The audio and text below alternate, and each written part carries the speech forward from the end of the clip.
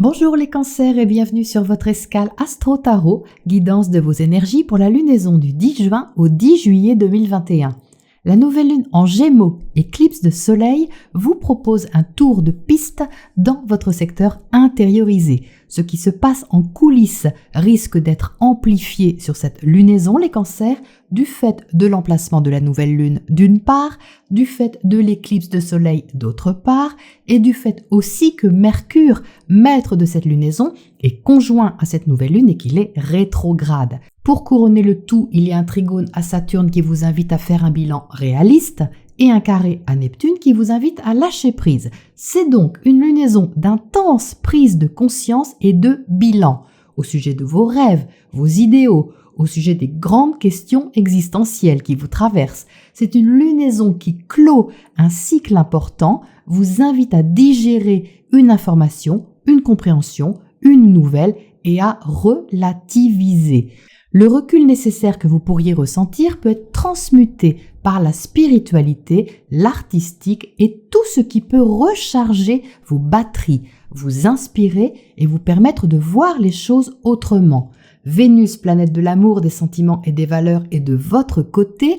En Cancer, elle va apporter beaucoup de douceur, des relations agréables au sein de vos amitiés et votre cercle social et vous inviter à une tendre ouverture personnelle, artistique, créative ou relationnelle. Mars, planète de l'action, termine son passage chez vous pour entrer dès le 11 en Lion. Donc au niveau de l'énergie, vous en aurez les cancers et elle sera dirigée vers ce qui vous sécurise, que ce soit matériel ou affectif, comme si vous aviez besoin de faire concrètement des choses pour permettre de l'autre côté au mental de s'adapter. Pour imager, planter des fleurs dans votre jardin ou investir dans quelque chose de beau pourrait vous permettre d'extérioriser indirectement ce qui se passe en vous. Le carré Saturne-Uranus se resserre à nouveau, il sera exact le 14 juin, mais pourra être ressenti sur tout le cycle. C'est une bataille entre les structures et la nouveauté. Il y a comme une invitation à apprivoiser ce qui change, se libère ou se transforme. Ça peut comporter des nouvelles règles à intégrer en quelque sorte, que ce soit celles que vous vous fixez ou celles qui vous sont imposées. Le 21 juin, le soleil entre chez vous et va libérer une nouvelle énergie d'affirmation, de conscience et de confiance sur vous. La pleine lune du 24 juin sera d'ailleurs dans l'axe Cancer-Capricorne, éclairant de tout feu une position relationnelle et une maturité émotionnelle à assumer. L'autre peut vous mettre face à vous-même et vous donner la sensation que vous grandissez d'un coup en quelque sorte. Une forte intensité accompagnera cette pleine lune en trigone à Jupiter. Elle amplifiera en effet votre ressenti, vos envies d'évasion en vous permettant de redéfinir vos projets et votre vision du monde. Vos frontières demandent à s'élargir et l'opposition Vénus-Pluton sur cette pleine lune vous invitera à passer un virage important, affectif, créatif ou financier. Vous n'avez pas à rougir les cancers, vous pouvez vous montrer tel que vous êtes face à l'autre, même s'il vous semble coriace ou sans concession. Si ce n'est pas une personne, ça peut être une situation qui vous demande de passer sous le laser de la vérité pour vous inviter à assumer votre façon d'aimer, de créer ou de vous investir envers l'autre. Le 27 juin, Vénus va entrer en Lion, intensifiant le besoin d'aimer, d'être aimé, de se rassurer et d'accéder au plaisir. Un challenge est à relever sur la première semaine de juillet. Entre le 1er et le 4, Mars sera opposé à Saturne et carré à Uranus. Il va envoyer une énergie dynamique et forte pour agir envers ce qui vous sécurise et ce de façon assez personnelle. Les 7 et 8 juillet, c'est Vénus qui forme les mêmes aspects, ce qui va engendrer une conséquence affective, financière ou créative par rapport à l'action posée auparavant.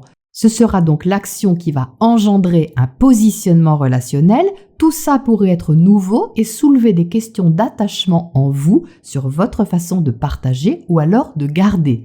L'occasion de vous détacher et d'affirmer une sorte d'indépendance sera bien présente, mais la notion de valeur à y donner sera très forte, qu'elle soit matérielle ou émotionnelle. L'équilibre sera à trouver entre ce qui s'impose ou ce qu'on vous impose et ce que vous avez, vous, à donner. L'énergie est donc assez forte et dense pour vous les cancers et je vous propose de regarder ce qui ressort dans le tarot en précision. Alors voici un bien joli tirage, les cancers, il est très puissant, hein. On a 5 arcanes majeurs dans le jeu, donc une énergie fortement ressentie, plus 2 as qui indiquent qu'il y a un nouveau départ à prendre, donc c'est assez important. On entre dedans avec le page de Pentacle qui ouvre le bal. Donc ça, c'est votre intention. Vous entrez avec une énergie un petit peu prudente, timide, humble, modeste. C'est-à-dire que vous êtes en phase de préparation, peut-être d'observation de quelque chose. Vous ne souhaitez pas vous investir outre mesure dans une situation, une relation ou un projet sans avoir protégé un peu vos arrières ou vous sentir en sécurité. Et donc, vous n'êtes pas fermé du tout, mais vous êtes simplement curieux sans en faire trop. Observateur, on va dire, de ce qui se passe concrètement. Et on voit ici que quelque chose va vous sortir de cette réserve ou cette timidité parce qu'il y a l'as de coupe à côté. Et l'as de coupe, c'est quand même très tentant parce que c'est un nouveau plaisir. L'as de couple, c'est relié aux sentiments, c'est relié aux émotions. Ça peut donc être une envie de vous ouvrir à quelqu'un, de vous ouvrir à quelque chose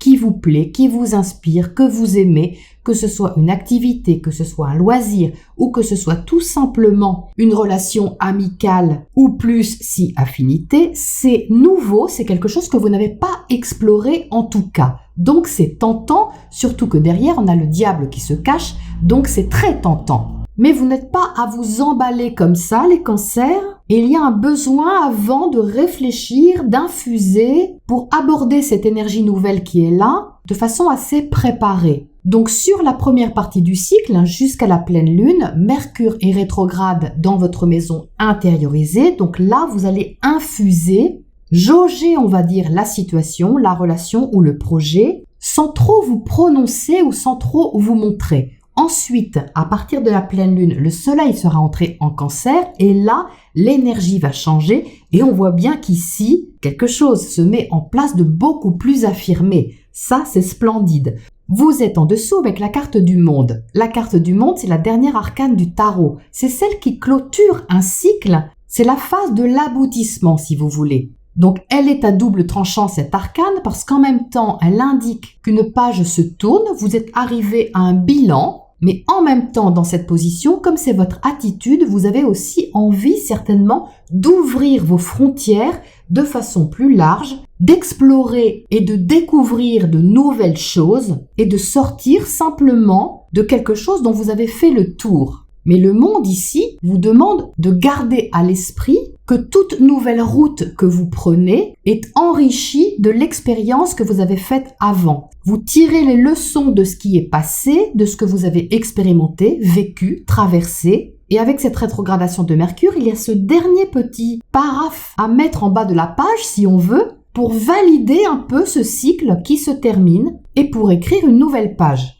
Vous êtes au centre avec la carte du pape, donc ça c'est superbe parce que vous êtes protégé. Vous allez vous sentir soutenu, protégé, guidé en quelque sorte, mais pas par quelque chose d'extérieur. Le pape se trouve à l'intérieur de vous, au centre, bien tapi, et il n'en est que plus fort justement dans l'énergie qu'il dégage.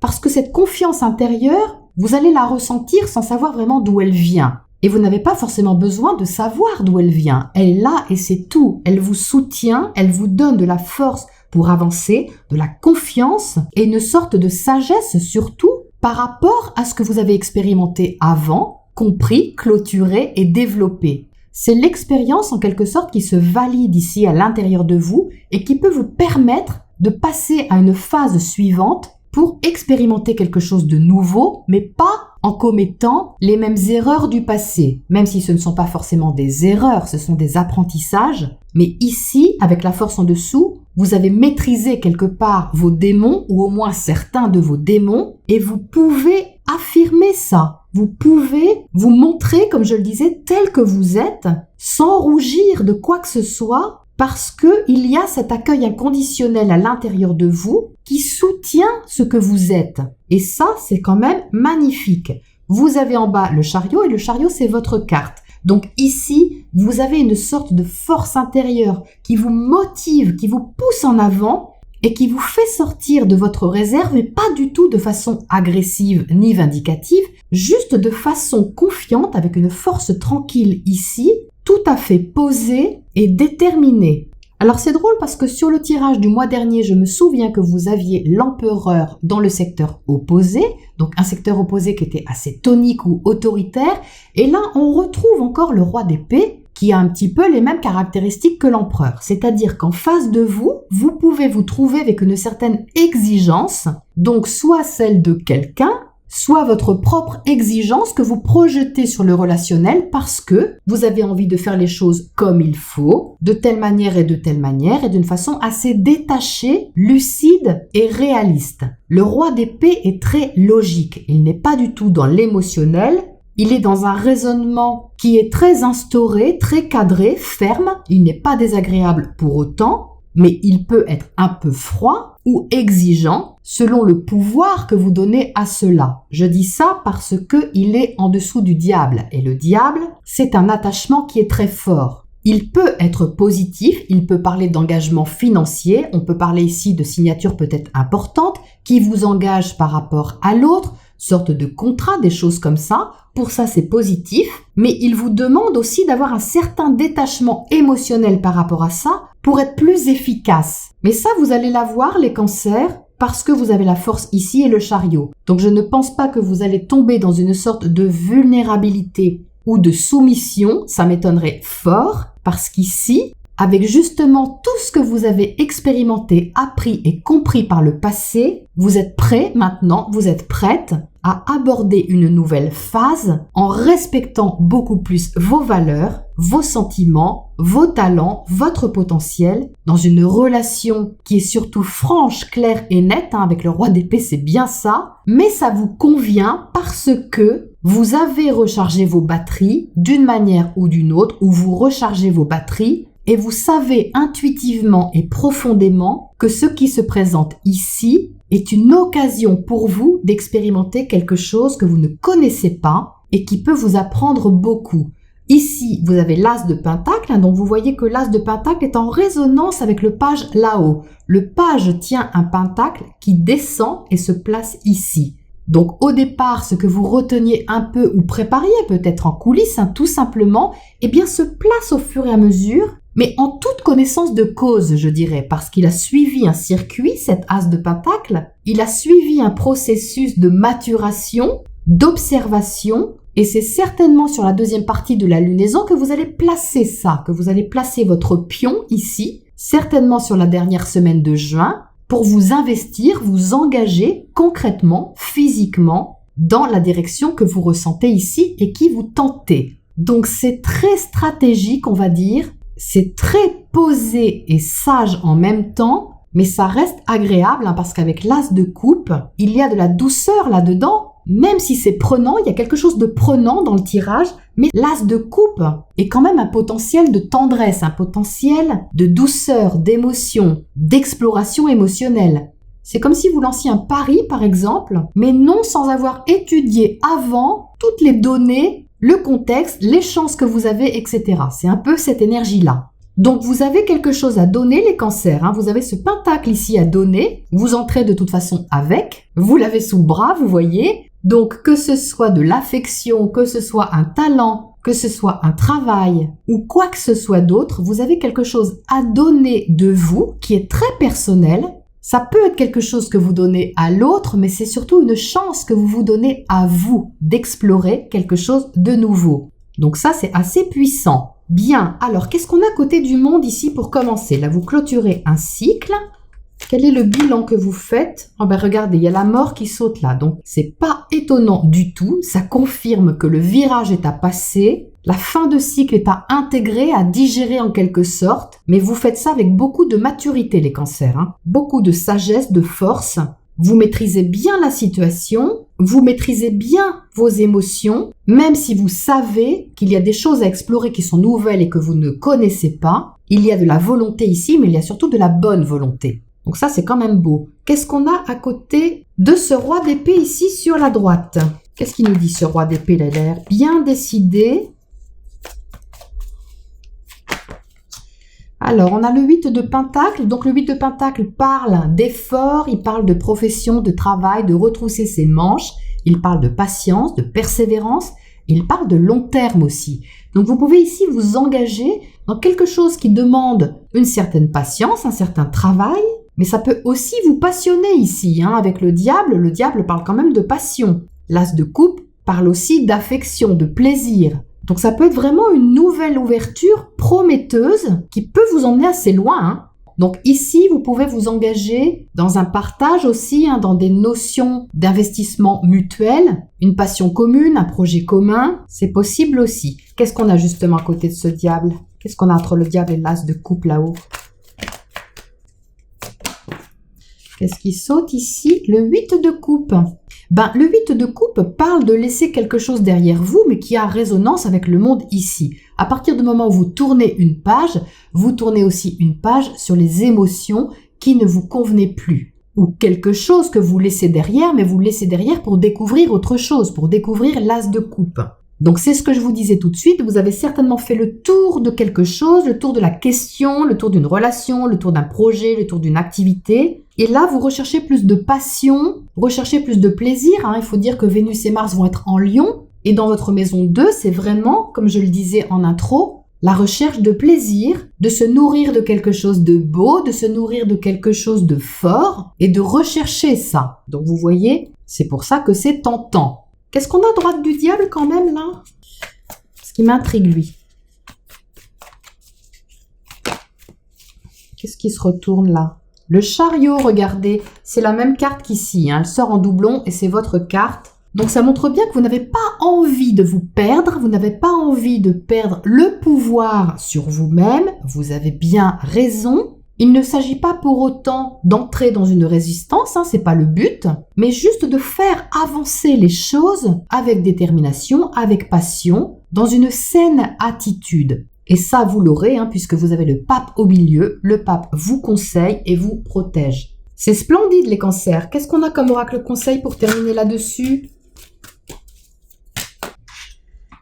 On a un vent de changement. Oui, c'est pas étonnant. Avec tout ça, c'est quand même pas étonnant que les choses bougent et changent, hein. On a ici 2 arcanes importantes de clôture de cycle. On a ici un nouveau départ concret et ici un nouveau départ émotionnel. Évidemment, on a un vent de changement. Mais vous tenez debout les cancers, ne vous inquiétez pas. Vous voyez qu'ici, ce zèbre est solidement campé sur ses pattes. Il ne craint pas que ses rayures s'envolent, donc il ne craint pas de perdre son identité et il assume complètement ce qu'il a sur le dos, qui est en train de s'alléger et qui est en train de s'aérer surtout. Donc il n'y a pas d'inaction ici, vous voyez. Le conseil est d'accompagner ce mouvement avec une force tranquille, en restant aussi très conscient de ce qui se passe, de ce qui se joue, pour pouvoir être pleinement acteur de ce mouvement-là. C'est certainement très important et en préparation du nouveau cycle qui va s'ouvrir pour vous avec la nouvelle lune de juin, bien sûr. Voilà les cancers pour ce cycle lunaire et je vous retrouve bientôt pour la prochaine escale.